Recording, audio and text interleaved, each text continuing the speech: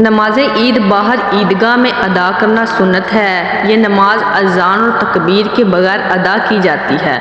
عید کی نماز کا وقت نماز اشراق والا ہے۔ عیدگاہ کو جاتے ہوئے تکبیرات کہنا صحابہ کرام رضی اللہ تعالیٰ عنہ سے ثابت ہے۔ نماز عید کا طریقہ یہ ہے کہ وضو کر کے قبلہ رخ ہوں اور 2 رکعت نماز عید کی دل میں نیت کر کے اللہ اکبر کہیں۔ رفع الیدین کرتے ہوئے ہاتھ سینے پر باندھ لیں اور جس طرح عام نماز ادا کرتے ہیں اسی طرح ادا کریں۔ فرق صرف اس قدر ہے کہ اس نماز میں زائد تکبیریں ہیں، پہلی رکعت میں 7 اور دوسری رکعت میں 5۔ حضرت عائشہ صدیقہ رضی اللہ تعالیٰ عنہ سے روایت ہے کہ رسول اللہ صلی اللہ علیہ وآلہ وسلم نے نماز عید الفطر اور عید الاضحیٰ میں 7 اور 5 تکبیریں کہیں، رکوع کی 2 تکبیروں کے علاوہ۔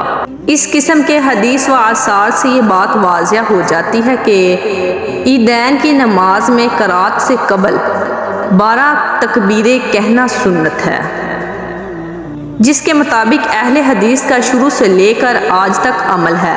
دیگر کچھ حدیثات و آثار کے مطابق اس سے مختلف طریقے بھی موجود ہیں۔ کسی بھی ثابت شدہ طریقے پر عمل کر لیا جائے تو کوئی حرج نہیں۔